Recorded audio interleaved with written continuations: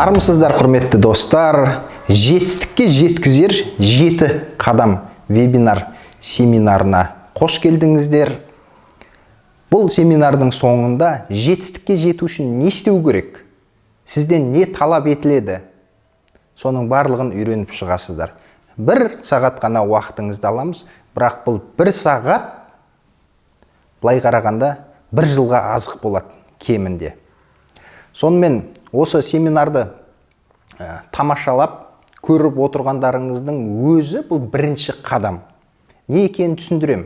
Адамның табиғатына не керек, не қажет? Сізге жетістікке жету қажет па? Жетістікке жеткенді, өмірде із қалдырғанды, бір шыңдарды бағындырғанды қалайсыз ба? Демек, сіз бірінші қадамды игердіңіз деп есептеуге болады. Оны не үшін екенін міне түсіндірем.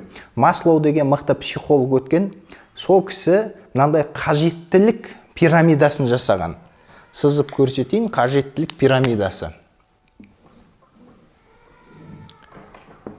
Но пирамида, мен пирамида емес, бір шыңға, тауға ұқсап кетті. Маңызды емес ол. Ол кісі жалпы қажеттіліктерді 3-ке бөліп суреттейді. Бірінші қажеттілік бұл негізгі қажеттіліктер. Негізгі қажеттіліктер. Екінші қажеттілік бұл психологиялық қажеттіліктер.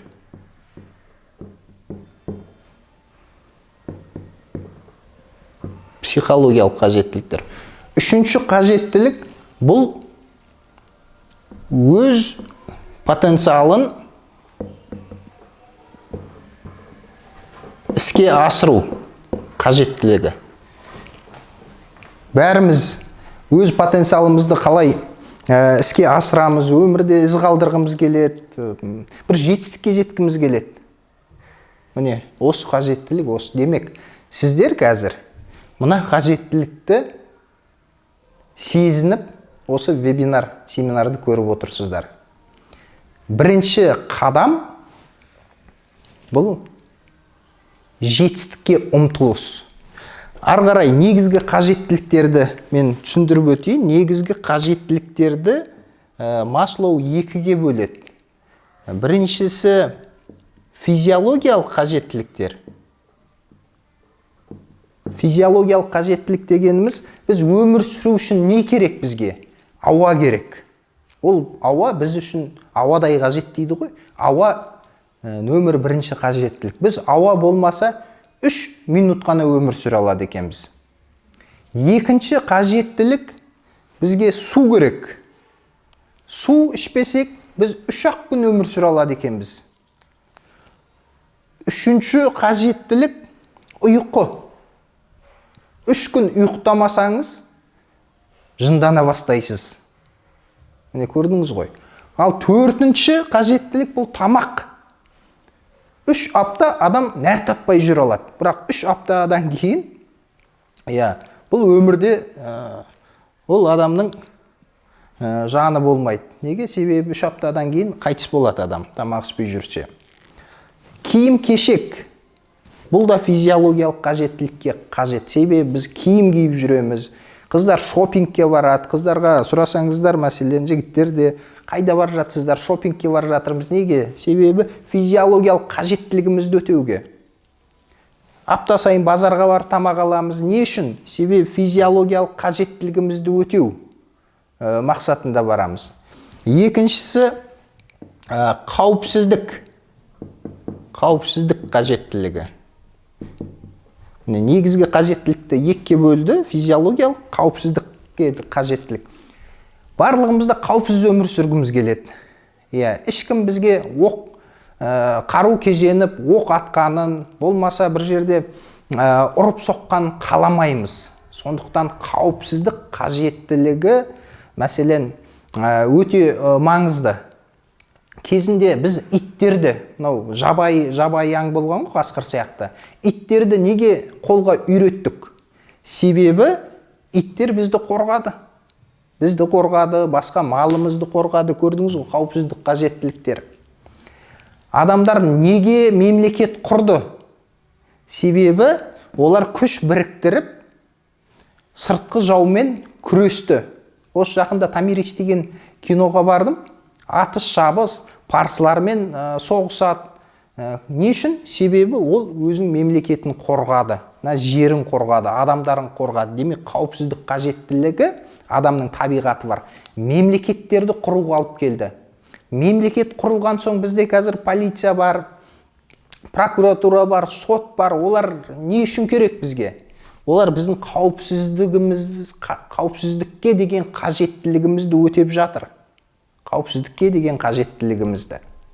Қазір күзет бар, кез келген жерде, үлкен үйлерде болмаса жаңағындай түрлі офистерде күзет.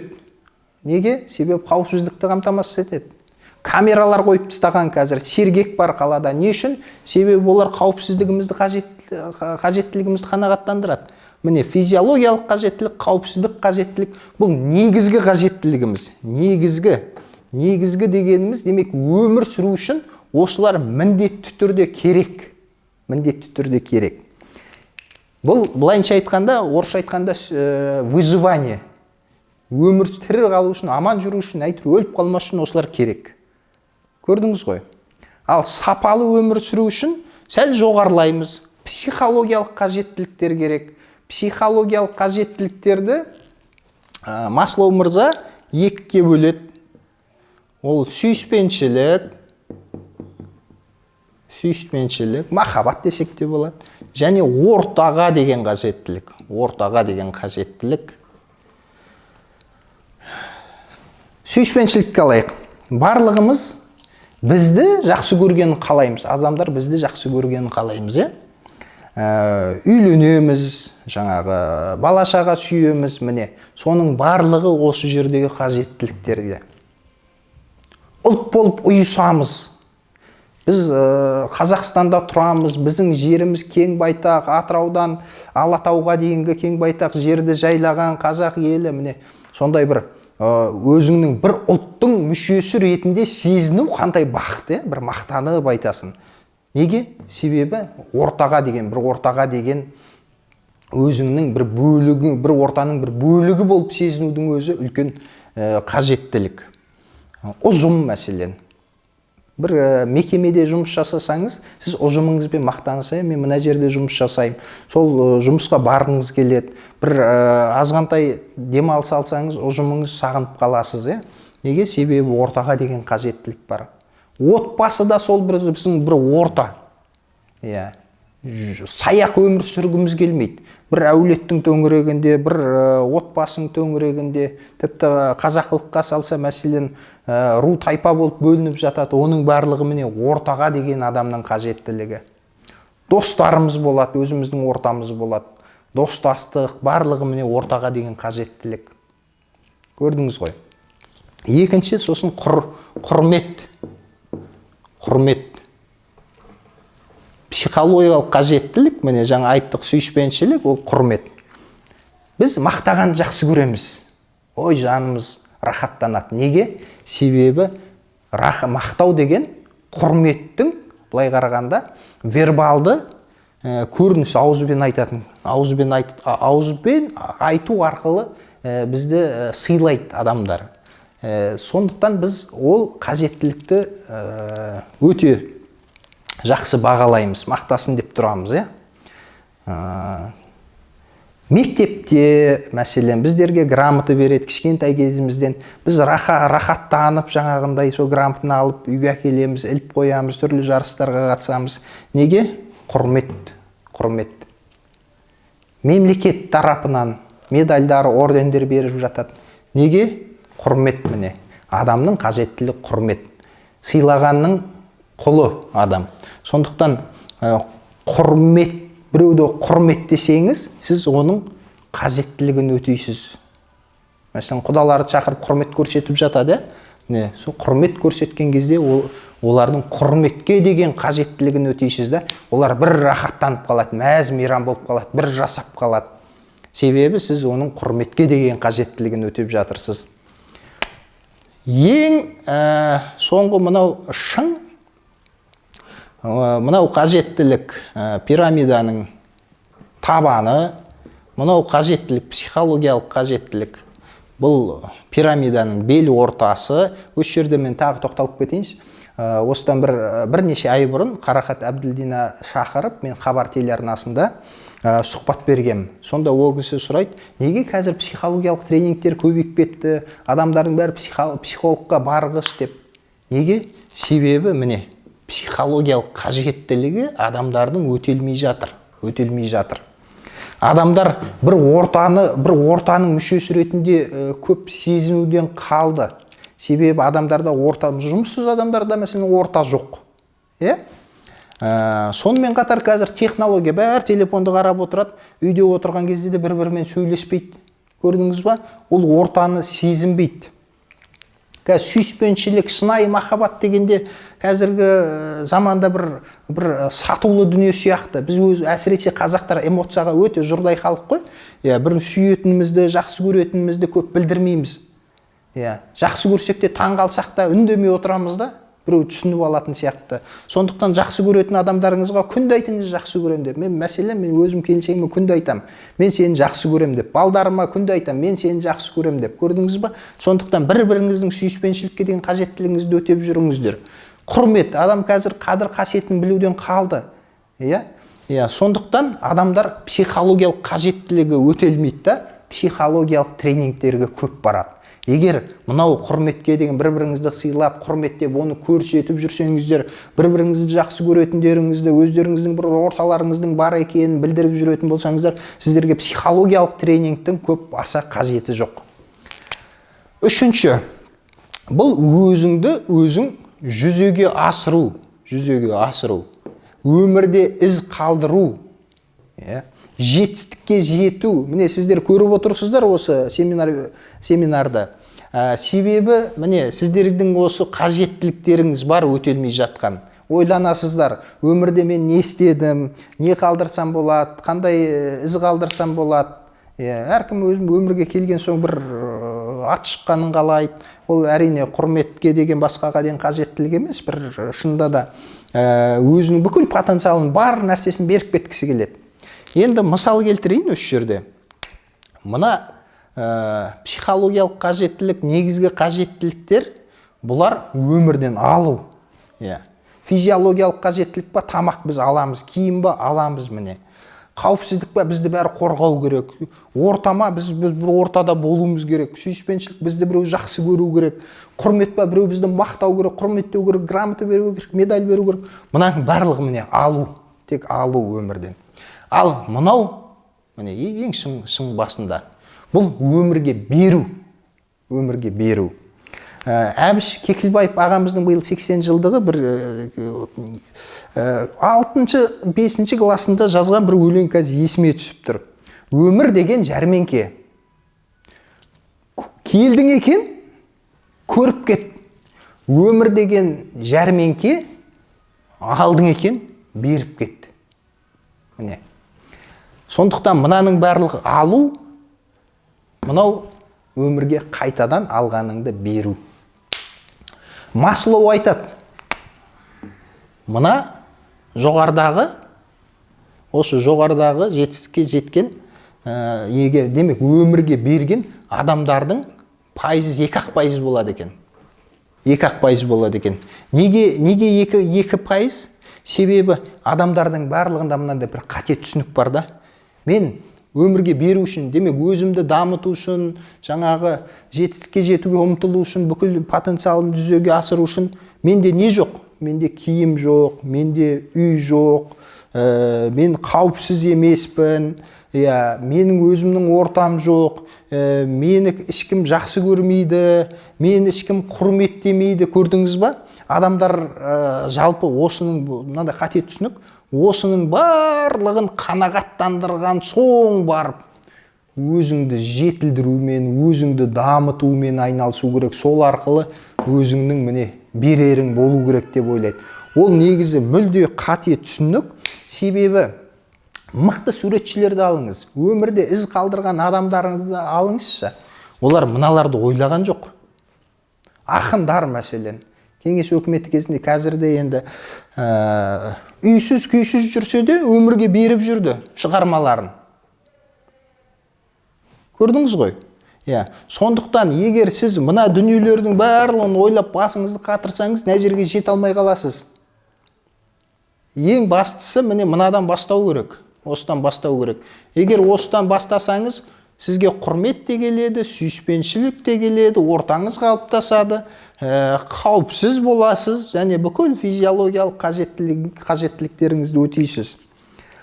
Мен университетте испанша оқыдым. Бір күн Испанияға бардым, Барселонаға. Барселонаға барсаң, әдемі ғимараттар, енді көздің жауын алады. Сосын мынау не, сұрақ келе жатырмын былай. Мынаны Гауди салған, ананы Гауди салған.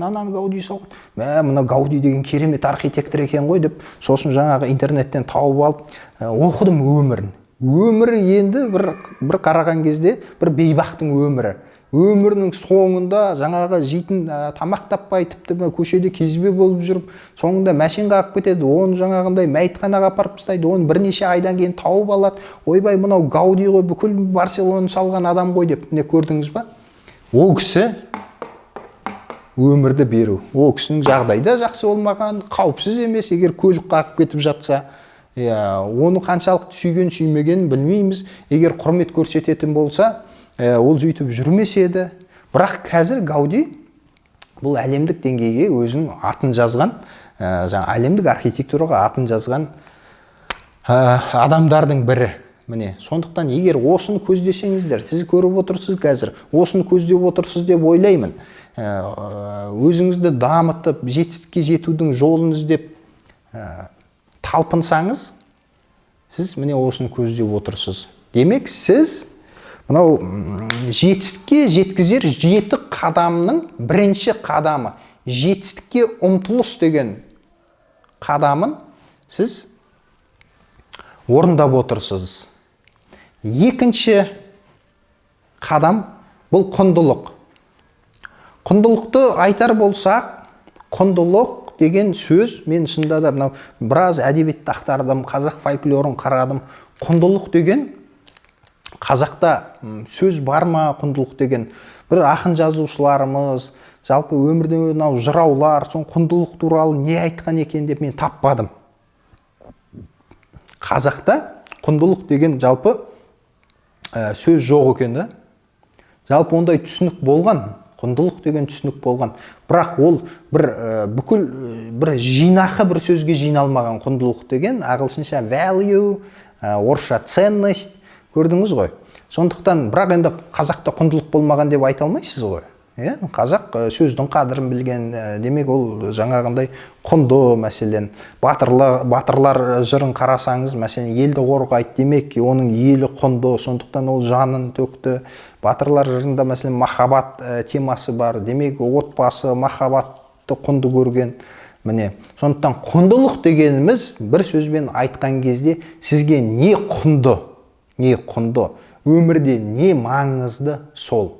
15 қазанда өтетін біздің жетістікке жеткізер жол атты семинарымызда, тренингімізде осы құндылық бір сабақ арнаймыз осы құндылыққа. Рокич деген кісі бар, профессор, ол өзі құндылықты 20 жыл, 20 емес, 25-30 жыл зерттегенде, сөйтіп құндылық деген кітап шығарған. Сол кісінің құндылықтар жүйесін, ол кісі жалпы 400-ге таман құндылықты тізген екен де, адамдарға не құнды дегенде.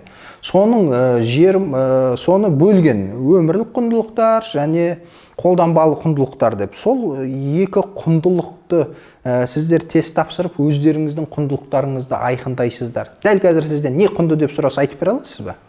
Міне, дәл сондай. Құндылыққа қатысты кішкентай ақпаратты тағы бере кетейін, себебі құндылық деген өте ауқымды тақырып. Біз 1 сағат оны құндылықтарымызды айқындаймыз. Мынау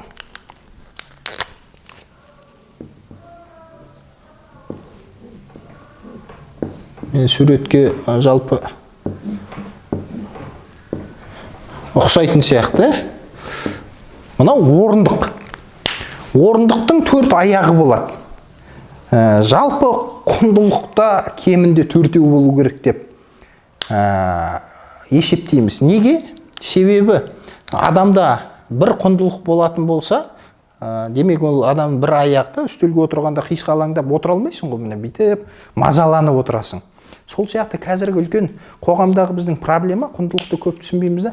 Біз тек қана бір-екі құндылық болады, тек сонымен айналысамыз, бірақ бәрібір бір нәрсе жетіспей тұратын сияқты. Мәселен, әйел адамдарды алайық. Әйел адамдардың негізі нөмір бірінші құндылығы отбасы, балалары, өмір бақи мәселен балаларына барын береді, тек балаларын ғана жаңа отбасы, балаларының киімі көк, тамағы тоқ, күйеуі ырза, міне сөйтеді де бүкіл өмірін осы бала шағасына арнайды да, бірақ ішінде бәрібір бір бақытты ол адам, бірақ ішінде бәрібір бос бір кеңістік пайда болады да, бір нәрсе жетіспейтін сияқты. Неге? Ол себебі бір столда отыр, міне бүйтіп алаңдап отыр да, құлап кетем ба деп, міне көрдіңіз ба? Сондықтан міне осы бір ғана құндылықпен шектеліп қалмау керек адам.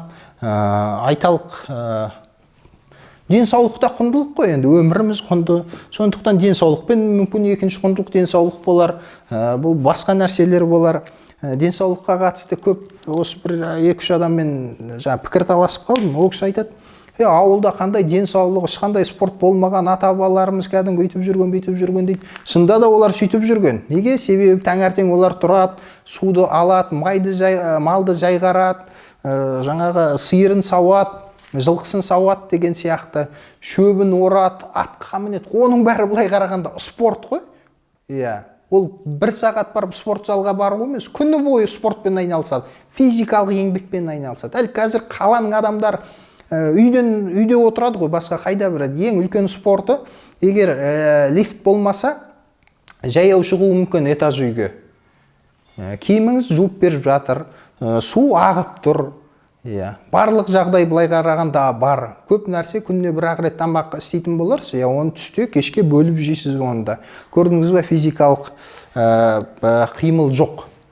Сондықтан тағы бір құндылығыңыз денсаулығыңыз болуы мүмкін, мәселен денсаулыққа көңіл бөліп деген сияқты. Жаңа әйел адамдарды айттым ғой, ер кісілерді айтайық енді. Мен осы талай ер кісілерді білем, ер кісіні білем. Бүкіл өмірін жұмысқа арнайды, азаннан кешке дейін, тіпті отбасына уақыт бөлуге уақыты жоқ. Ертең зейнетке шығады ғой, зейнетке шыққан соң 1-2 жылдан кейін қайтыс болып кетеді. Қайтыс болмағанның өзінде өзін мүсәпір сезініп қалады да, себебі ешкімге қажет болмай қалады. Өзін солай сезінеді, мен ешкімге қажет емеспін, жаңа жұмыста бүйтіп жүреді, күнделікті ісі бар, энергия оның бойында толып тұр, өзін жегідей жеп, өзінің энергиясы өзіне шауып, соңында қайтыс болады. Неге? Себебі ол да міне әйел адамдар сияқты отбасын ғана кәдімгі тек қана соған көңіл бөлген. Ол кісі де тек қана жұмысына көңіл бөледі да. Ең соңында жұмысы жоқ болған соң мына аяқ кесіледі да, жерге күмп етіп құлайды. Міне, сондықтан кемінде 4 құндылық болу керек. Ол құндылықтарды біз осы 15 қазанда басталатын жетістікке жеткізер жол тренингінде жақсылап үйренеміз. Әрқайсымыз өзіміздің құндылығымызды айқындап аламыз, ненің мәнді екенін, ненің мағыналы екенін, не нәрсеге уақытымды, қуатымды жұмсағым келетінін, барлығын солай айқындаймыз. Жетістікке жеткізер 7 қадамның 3-ші қадамы бұл мақсат. Мақсат деген сөз енді қазақтың лексиконында бар, қазақтың табиғатында жалпы кез келген тілде болу керек. Мақсат қою, алдымызға оған жету деген сөздер бар. Тіпті мақсат деген аттар бар да, есімде, адам есімдері. Неге? Себебі үлкен кісілер оған ат қойған кезде мақсатына жетсін, өмірінде бір бағындырар шыңы болсын, сол шыңды еңсерсін деп жасаған, ат қойған болу керек. Ал мақсатты бар болғанмен қазақтың лексиконында, бірақ әр қазақтың ойында осы мақсат бар деп айта алмаймын. Мен мақсатым қандай десе, бірінші мақсатым мынандай, екінші мақсатым мынандай, үшінші мақсатым мынандай. Ол мақсаттар қашан жетесің? Мына мақсаттың жарты жұмысын жасадым, ана мақсаттың 70% жұмысын жасадым, мынау аяқталды деп санап айтып бере аласыздар ма? Ал мақсатыңыз қандай деп сұраса, осы өмірдегі айтып бере аласыз ба? Міне көрдіңіз ба? Адамның бір қиын жері, мақсатсыз өмір сүріп жүрген адамдар көп. Мақсатсыз өмір сүріп жүрген адамдар көп. Ол нені білдіреді? Абай атамыздың 4-ші қара сөзінде айтады. Адам өмір бақи уақытын құр босқа жұмсайды дейді. Өмірін құр өткізеді, былай қарағанда мақсатсыз өткізеді. Ең соңында жаңағындай бір күні қалған кезде ары қарай бір күнді сатып алып, бүкіл мал мүлкіне сатып ала алмайды дейді. Міне, мақсатсыз өткен өмір, міне құндылықсыз өткен өмірдің арты өкініш, болашағы бұлыңғыр. Мақсатыңыз болмаса, сіз қай жаққа барарыңызды білмейсіз ғой. Тіпті Алматыдан Астанаға баратын кезде де өзіңіз білесіз ғой. Жарты күн уақыт керек екен, оны қанша жүретініңізді. Ал бүкіл өміріңізде, сіздің өміріңізде А нүктесінен басталып, Б нүктесінен аяқталады ғой. Сіз кішкентай бір сапардың мақсаты бар, қашан жететінін білесіз, ал өміріңіздің мақсаты жоқ. Сондықтан 15-ші қазанда басталатын тренингте осы мақсатыңызды айқындап аламыз. Жалпы мақсат қоюдың, мақсатты жүзеге асырудың 3 жолы бар. Бұл бірінші мақсат қою, мақсат қойдық. Екіншісі жоспарлау, мақсат жүзеге асыру керек қой. Үшіншісі оны орындау. Міне. Осы сіз мақсатыңызды қоясыз, сосын біз бірге 5 жылдық жоспар жасаймыз. 5 жылдық жоспар. Қазақта бір жақсы сөз бар. 3 күндігін ойламаған әйелден без дейді. 3 жылдығын ойламаған еркектен без дейді. Міне біз 5 жылға мақсат қоямыз. 5 жылдығымызды ойлаймыз. 5 жылдан кейін не жасаймыз? Соны айқындап аламыз. Және мақсат бұл біреу болмау керек. Мақсат бірнешеу болу керек. Себебі өмір деген сан салалы ғой. Отбасыңызға қатысты мақсат бар. Айтайық, отбасыңызда бір жақын туыстарыңызбен сөзге келіп қалып жүрсеңіз, сонымен достасу, тіл табысу деген сияқты мақсатыңыз болуы мүмкін. Соның қандай мақсат болуы мүмкін? Жұмысыңыздағы мақсат болуы мүмкін. Сосын денсаулығыңыз сыр беріп жүрсе, сол денсаулығыңызды қаратып алу, денсаулығыңды түзеп алу деген мақсат болуы мүмкін. Көрдіңіз ғой, жан-жақты мақсаттар. Және ол мақсаттарды бір уақытта жасайтын болса, адам күйіп кетеді. Себебі қол тимейді ғой, адам 24 сағат уақыты бар. Адамдар бәрін бір қателік бар, бәрін бірдей жасайын дейді. Әбден шаршайды, беті қайтады, құрсыншы деп тауы шағылады. Сондықтан приоритет қою мақсатта маңызды. Сосын мақсат мынандай ағылшынша айтқанда смарт деген талаптарға сай болу керек. Смарт деген былай қарағанда ақылды деген сөз ғой, енді бізге оның акронимі керек, мағынасы емес. Smart деген, S деген specific. Specific деген ол нақты деген сөз. Мақсат нақты болу керек. Не істейсіз, нақты айқындап алуыңыз керек. Бұлыңғыр болмау керек. Мен мәселен бақытты болам деген сияқты да. Ал бақытты ететін не сізді? Көп ақша табу ма, жоқ білмеймін, отбасын құру ма, не бақытты ететін? Сондықтан нақты болу керек. Сосын M measurable. Measurable деген өлшемді болу керек. Өлшемді. Мәселен, ақша табатын болсаңыз, қанша ақша тапқыңыз келеді? Қандай мақсат қойыңыз ақша табу деп. Қанша ақша тапқыңыз келеді? Соны өлшем болу керек. Себебі сіз мақсатыңызға қаншалықты жеттіңіз, қанша пайыз қалды мақсатыңызға. Соны өлшеп отырасыз да. Мәселен, Алматыдан Астанаға шықсаңыз, білесіз ғой, бір жарты жолға келгенде мен тағы бір 4-5 сағат жүрсем Астанаға жетем деген сияқты. Now, A деген attainable. Attainable деген қолдан келетін. Мақсат айға ұшам деген сияқты болмау керек. Себебі сіздің қолыңыздан келмейді ғой. Тіпті ақша табуға қатысты. Мәселен, мен $10 миллион ақша табам деп мақсат қойдыңыз. Ол шынында да қолыңыздан келе ма, келмей ма? Сондықтан келетін нәрселерді мақсат етіп қою керек. Сонда сіз сол мақсатқа жетесіз. Сосын R деген relevant. Relevant деген орынды деген сөз. Мақсат орынды болу керек. Мәселен, орынды деген кішкентай балдар көлік жақсы көретін шығар, көлік айдағымыз келеді. Бірақ ол орынсыз да, ол мақсат. Себебі ол оған айдауға болмайды, ол орынсыз. Оған жаңағындай права керек, басқа керек деген сияқты.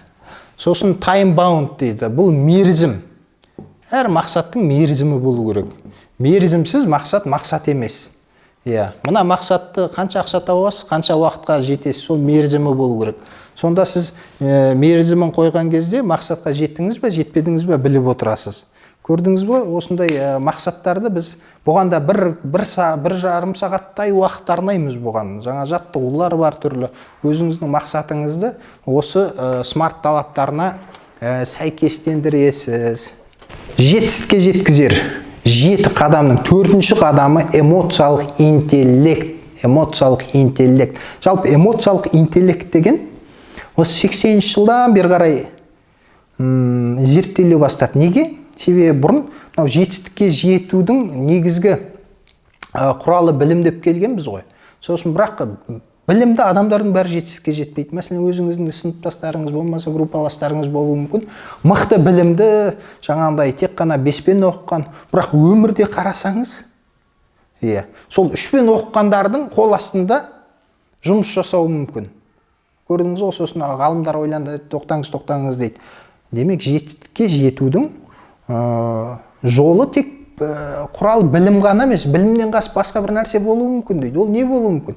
Ол сосын эмоциялық интеллект деген. Эмоциялық интеллект дегеніміз өзіңіздің эмоцияңызды ақылмен пайдалану. Адамның эмоциясы өте қуатты, күшті.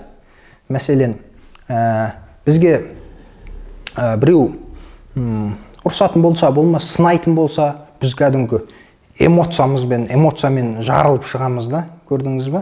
Сол сияқты, егер эмоциясын бақылай алмайтын адам, өзінің эмоциясымен жұмыс жасай алмайтын адам, ол жетістікке жетпейді екен. Ғалымдар соны дәлелдеді. Эмоциялық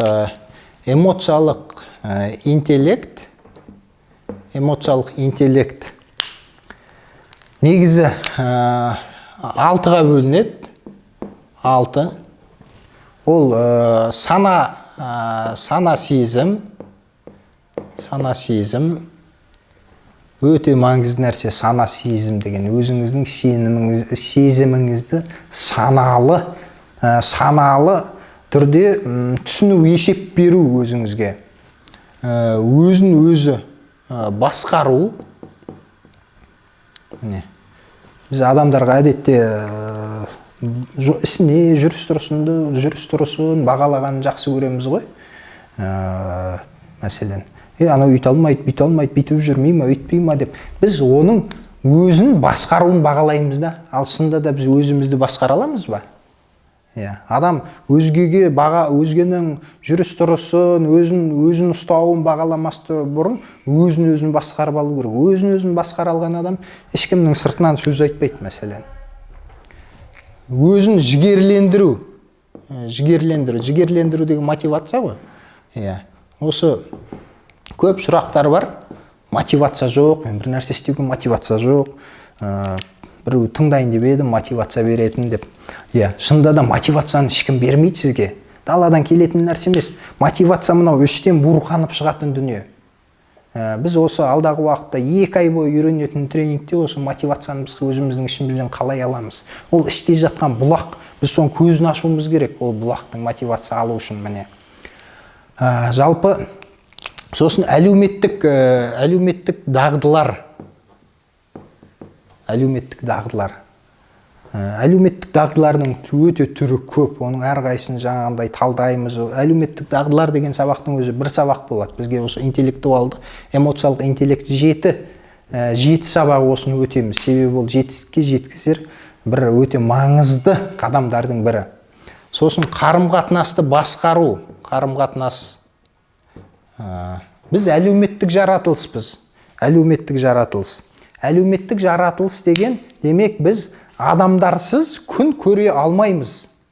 Бізге тамақ қанша қажет болса, бір адамның түрін көру, онымен сөйлесу бізге соншалықты қажет. Мәселен, түрмеге түскен адамдарды жалпы қоғамнан оқшаулаудың өзі үлкен жаза ғой, түрмеге апарып қою. Бірақ түрменің өзінің жазалауы бар, оны карцерге тастайды. Карцер дегеніміз не? Ол жалғыз өзі жатады, бір күн, 2 күн, жалғыз өзі. көрдіңіз ба, адам жынданып кете жаздайды. Сондықтан адам жалғыз өзі өмір сүре алмайды. Ол әлеуметтік жаратылыс, адамдармен қарым-қатынас құру. Бірақ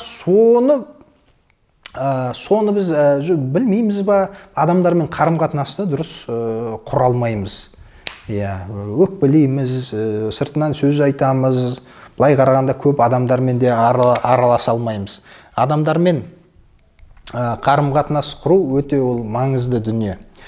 Сосын жалпы эмоциялық интеллект қой, бұның барлығы эмоциялық интеллект. Эмоциялық интеллектке келетін болсақ, оның маңыздылығын айтайын да. Мәселен, сіз біреуге баға берген кезде, ол өте ақылды жігіт, ол мына Пифагор теоремасын жатқа білет, пәленбай деген есепті білет, болмаса жаңағы Абай жолын жатқа білет деген сияқты, Абай жолын деппін ғой, Абайдың қара сөздерін жатқа білет деген сияқты. Оның білімін бағаламайсыз да сіз адамды қарағанда. Керісінше, ол жаңа адаммен тіл табыса алмайды, болмаса ол жақсы, жаман, былай қарағанда, сәлемдеспей жүреді, тік бақай деген сияқты. Оның эмоциясын бағалайсыз. Көрдіңіз ба? Адамға баға бергенде оның біліміне баға бермейді, оның эмоциясына баға береді, оның эмоциялық интеллектіне баға береді. Эмоциялық интеллектісі жоғары адамдар жалпы өзінің ортасында сыйлы біріншіден. Сосын оны барлығы жақсы көреді, бұл эмоциялық интеллекті жоғары адамдар. Сондай адамдар бар ғой, өзіңіз жақсы көретін, ешқандай адамдармен ұрыспайтын. Мүмкін ол білмеуі мүмкін, жалпы өзінің эмоциялық интеллект екен. Бірақ ол сондай. Тағы бір сіз үшін жақсы жаңалық, мынау 4-ші қадам жетістікке жететін эмоциялық интеллект үйренуге болады. Бұл туа бітті қасиет емес. Бұны үйрене аласыз, біз соны үйретеміз. 5-ші қадам бұл қарым-қатынас. Жаңа эмоциялық интеллектте де қарым-қатынас болды ғой. Біз бірақ қарым-қатынасты бөлек алып отырмыз. Оның маңыздылығы мынадай. Батыстың зерттеушілері жалпы қарым-қатынастың біздің жетістігімізде, біздің табысымызда қаншалықты маңызды екенін зерттегенде сөйткен. Адамның табыстылығы, адамның жетістікке жетуі 80% өзімізге емес екен, өзге адамдарға байланысты екен. Сондықтан 5-ші қадам қарым-қатынас. Қарым-қатынас мәселесіне біз 2 айлық тренингте көп уақыт бөлеміз. Қарым-қатынас. Енді қарым-қатынас өзгелер дегенде қазақылыққа салып, жаңағындай ағайын тума, болмаса жаңағы бір ағалар, көкелер, тамыр таныс соны айтып отырған жоқпын. Қарым-қатынас дегенде жалпы біздің кішкентай әлеуметтік ортамызды айтып отырмын.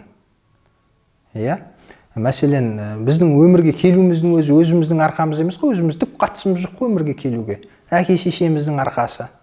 Біздің білім алып, осы сөйлеп тұрғанымыз өзіміздің қатысымыз жоқ қой. Мұғалімдеріміздің қатысы бар. Айтпақшы, бүгін мұғалімдер күні, көріп отырған мұғалімдердің кәсіби мерекесімен құттықтаймын. Көрдіңіз ғой, жұмыста да жалғыз өзіңіз жұмыс жасай алмайсыз ғой. Үлкен компания болса, мәселен, сіз қандай бір бөлігін жасайсыз, қалған адамдар осы кішкентай бір бөлігін жасайды, үлкен бір продукт шығады. Мәселен, Боингта қанша бір 65 мың адам жұмыс жасайды екен. Демек, Боинг самолетін жұмыс жасау үшін ол бір адам жасай алмайды, оны барлық адам жасайды. Көрдіңіз ғой. Бірақ сол мекемеде істейтін адам сол Боингті мен шығардым деп айта алады. Демек, оның табыстылығы, оның жетістігі былай қайыр. Бірақ оны өзі жасаған жоқ қой, қалған 65 мың адаммен бірге жасады. Сондықтан өмірде біз қарым-қатынас мәселесіне көбірек көңіл бөлуіміз керек. Бір мысал айтайын. Сіздің қашан туған күніңіз? Қашан болған кезде сіз достарыңызды шақырдыңыз. Сол достарыңызды шақырған кезде тізім жасайсыз. Ағайын туыстарыңызды шақыруға болады. Тізім жасайсыз. Анау деп жазасыз. Ең бірінші досым дегенде, ең бірінші ағайын тума дегенде кім есіңізге түседі? Кім есіңізге түседі? Мен айтайын кім есіңізге түсетін. Сізге соңғы хабарласқан адамдар есіңізге түседі. Себебі адамның жады, мынау жұмыс үстел сияқты, жұмыс үстелге бір қағазды қойып қоясыз ғой, алмасаң ұмытып кетесіз ғой, үстіне басқа қағаздар, кітаптар түседі, сөйтіп астында қалып қояды. Көрдіңіз ғой? Сол сияқты адамға жиі хабарласып отырсаңыз, туған күндермен құттықтап, түрлі кез келген дүние бойынша мәселен SMS жазып, сіз оның өзіңіздің атыңыз бар қағазды миында тұрған тазалап, ана үстелдің үстіндегі қағаздар бар ғой, топырлап тұрған, соң үстіне шығарып қойып отырасыз да хабарласқан сайын. Көрдіңіз ба? Мен 10 досыңды тізіп берші деген кезде кәдімгі ең бірінші алғашқы достарыңыз сізбен жиі байланыста.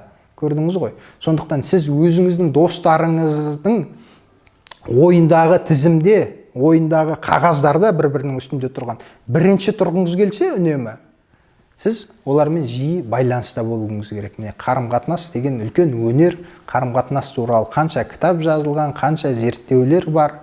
Сол өнерді біз бірге бұйырса меңгереміз. Жалпы қарым-қатынас туралы тақ кішкентай қосымша ақпарат айтып жіберейін. Мен қарым-қатынас туралы да 1-2 сағат сөйлей аламын. Алтын ереже деген бар. Golden rule дейді ағылшынша.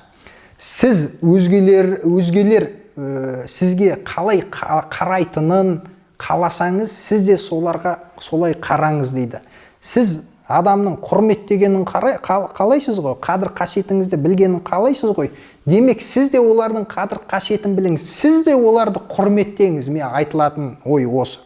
Егер сіз жұрттың сізге ұрысқанын қалайтын болсаңыз, сіз оларға ұрысыңыз. Егер жұрттың сізге сынағанын қалайтын болсаңыз, сіз оларға сынаңыз. Көрдіңіз ғой?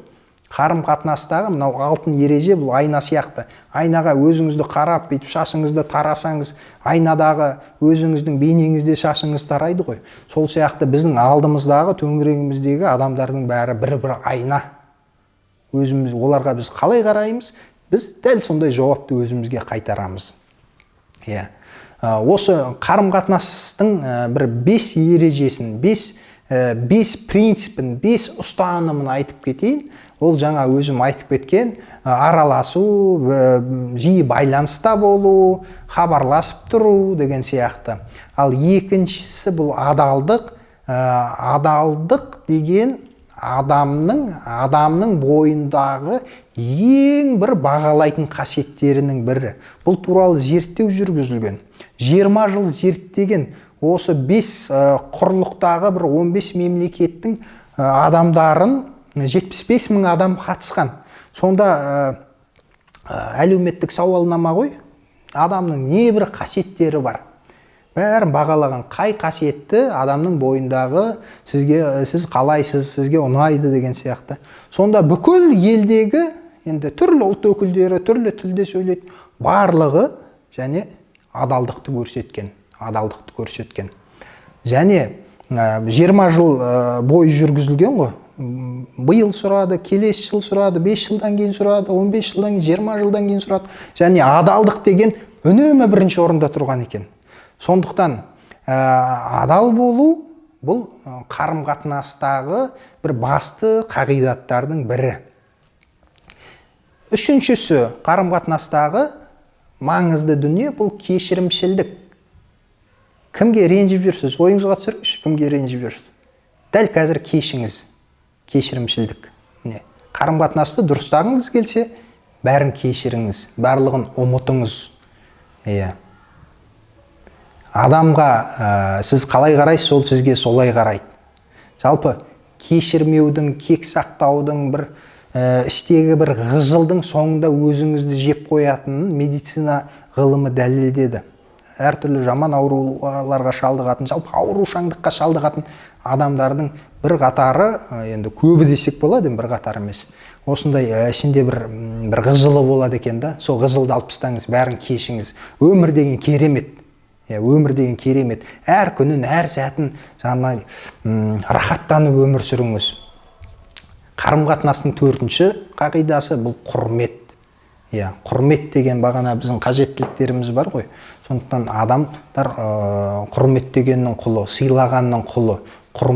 Егер құрметтесеңіз, сіз оның қажеттілігін өтейсіз. Бір адамға жақсылық жасасаңыз, ол сізге жамандық жасағысы келмейді, жасайын деп тұрмайды. Сізге де жақсылық жасағысы келеді. Көрдіңіз ғой? Сосын ең соңғысы 5-ші қағидат қарым-қатынастағы маңызды дүниелер ол қолдау. Адамды қиын кезінде қолдасаңыз, оның өмір бақи есінде қаласыз. Сондықтан қолдау өте маңызды. Осының барлығын жеке-жеке тоқталып, біз 1 сағат, 1,5 сағат талқылаймыз. Қарым-қатынастағы бүкіл әдіс тәсілдердің бәрін үйретеміз. Қарым-қатынасыңыз кәдімгідей жақсарады. Кәдімгідей сізді адамдар жақсы көретін болады осы әдіс тәсілді меңгеріп алған соң. 6-шы қадам уақытты басқару.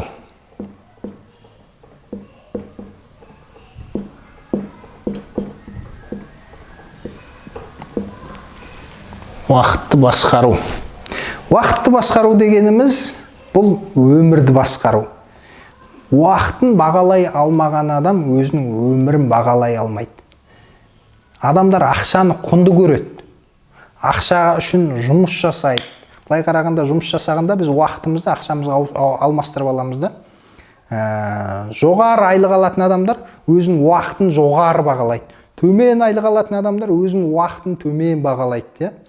Сондықтан уақытты басқаруға біз көбірек көңіл бөле бермейміз. Бір уақыт бір жұрттың мал сияқты.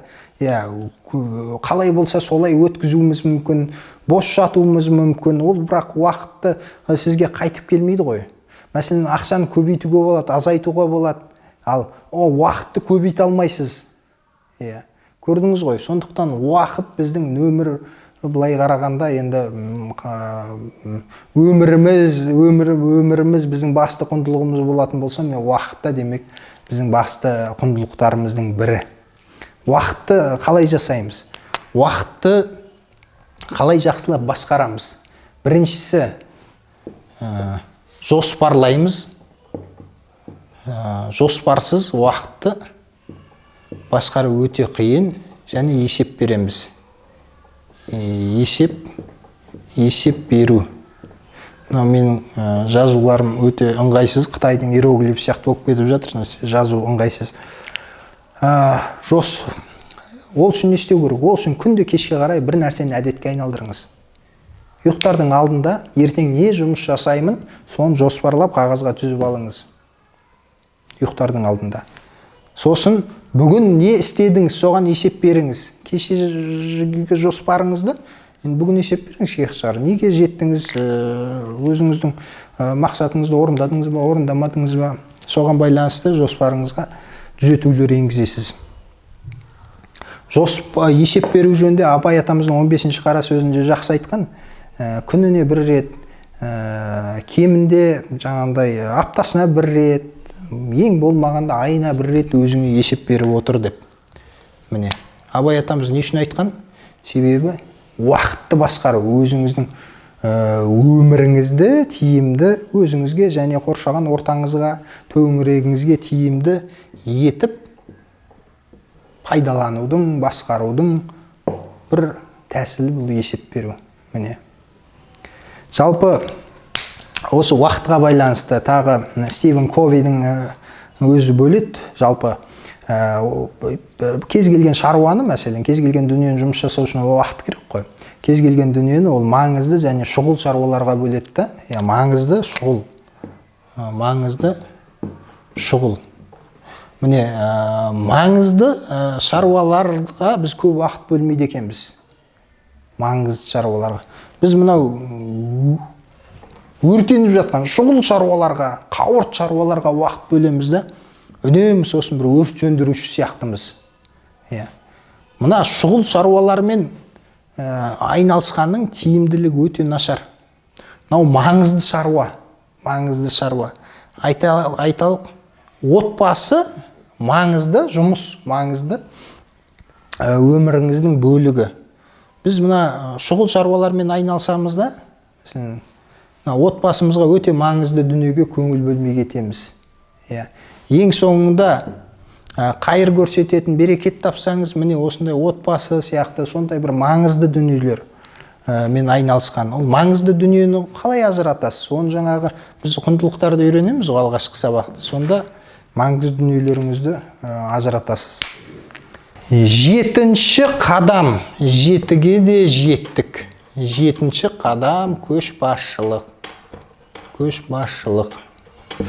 Көшбасшылық туралы мен көп айтып жүрмін. Көшбасшылық ілімі көп Қазақстанда бұрынғы кеңес өкіметінде көп дамымаған, себебі онымен ғылым айналыспаған, Көшбасшылық дегеніміз не? Көшбасшылық деген бастық болу деген сөз емес. Көшбасшылық деген әрекет. Ең бірінші әрекет. Әрекет. Егер құндылығыңызды айқындап алсаңыз, мақсатыңыз болса, жаңағы ұмтылысқа деген ұмтылысыңыз бар, сондықтан да көріп отырсыңыз, бәрі бар, жаңағы 6 қадамның барлығы бар. Егер әрекет етпесеңіз, оның ешқандай пайдасы жоқ. Жетістікке жетпейсіз, әрекет етпесеңіз. Жетістіктің басы да, соңы да әрекет. Айталық, арақ ішуді болмаса шылым шегуді, кез келген құрсын, арақ ішу, шылым шегу емес, кез келген бейәдеп істердің жаман екенін білесіз ғой. Дұрыс тағамданбаудың, спортпен айналыспаудың білесіз. Бірақ оны істемесеңіз, соған байланысты әрекет етпесеңіз, ол білгеніңізден не пайда? Жетістікке бір қадам болса да жеткізбейді. Сондықтан әрекет ең маңызды. Кейбір адамдар соның бәрін білмейді, бірақ әрекет етеді, ең соңында жетістікке жетіп жатады. Сіз мұның бәрін үйреніп, одан кейін жан-жағыңызды біліп әрекет етсеңіз, саналы түрде сол жетістікке жетем деп. Сондықтан көшбасшылық бұл әрекет. Көшбасшылық бұл үлгі. Сіз жетістікке жетем деп әрекет етіп жатырсыз, мақсатыңыз бар, өмірге із қалдырғыңыз келеді. Көрдіңіз ба? Сіз сол арқылы, егер жас жігіт болсаңыз, қыз болсаңыз, өзіңіздің інілеріңізге, қарындас, сіңлілеріңізге үлгі көрсетесіз, бауырларыңызға. Егер отбасылы болып, бала шағаңыз болса, тіпті немерелеріңіз болса, сіз тағы да үлгі көрсетесіз өзіңіздің балаларыңызға. Көрдіңіз ба? Көшбасшылық бұл үлгі. Көшбасшылық бұл үлкен жауапкершілік.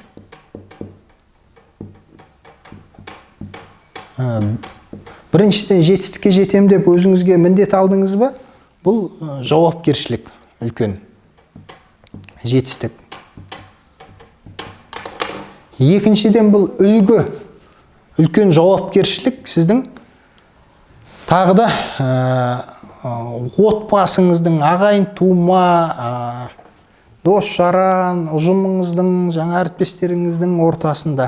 Себебі сіз әрекет етсеңіз, өзіңіз көшбасшылығы жасасаңыз, сіз олардың алдында жауапкершілік аласыз. Демек, уақытыңызды текке өткізбейсіз, әртүрлі бейәдеп іс-қимылға бармайсыз. Көрдіңіз ба?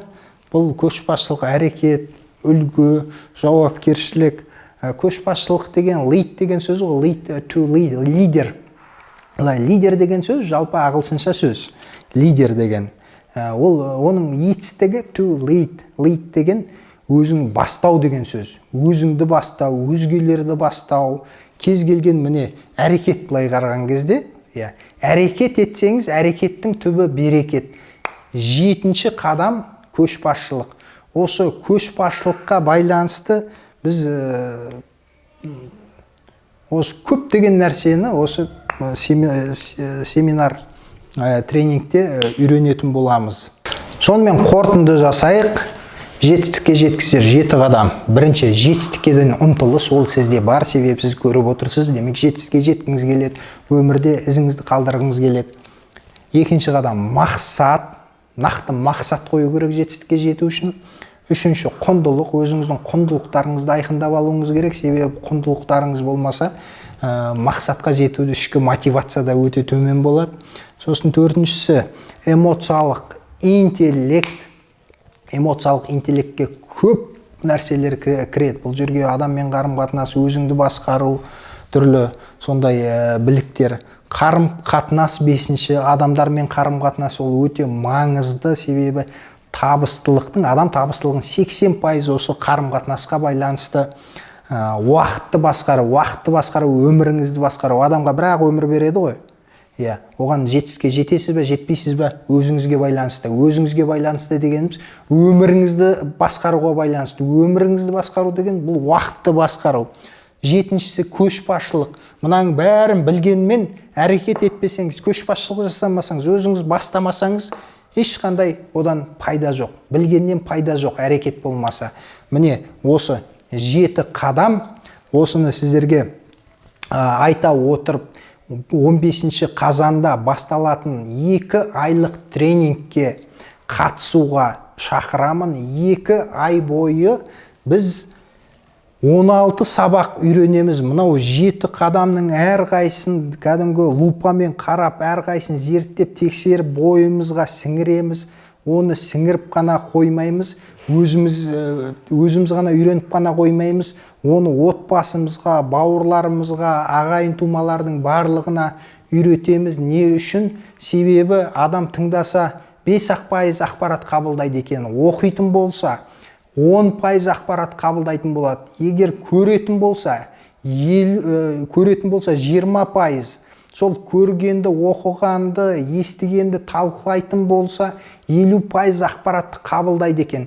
Егер осының барлығын істейтін болса 70%, ал егер соны өзгеге үйрететін болса 90% осы білімді бойына сіңіреді екен. Сондықтан сіз ғана оқып қана қоймаңыз, оны жан-жағыңызға, төңірегіңізге үйретуге біз сіздерді шақырамыз және соған көмектесеміз.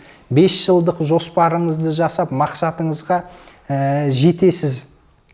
Біз әдейі осы қазанның 15-нен бастап отырмыз. Неге? Себебі 2 айдан кейін жаңа жыл басталады. Біз осы желтоқсанның ортасына таман осы курсымызды аяқтаймыз. Тағы 1-2 аптадан кейін жаңа жыл келеді. Жаңа жылға жаңа қадам басқан кезде жаңа біліммен, жаңа мақсаттармен, жаңа құндылықтармен, жаңа жоспармен қадам басу үшін біз осыны көктемде өткіземіз деп, жазда өткіземіз деп, міне соңында осы жылдың соңына сақтап отырмыз. Сондықтан жылдың соңына дейін жаңа білім, білік алып, жаңа жылды жаңа өмір бастаңыз.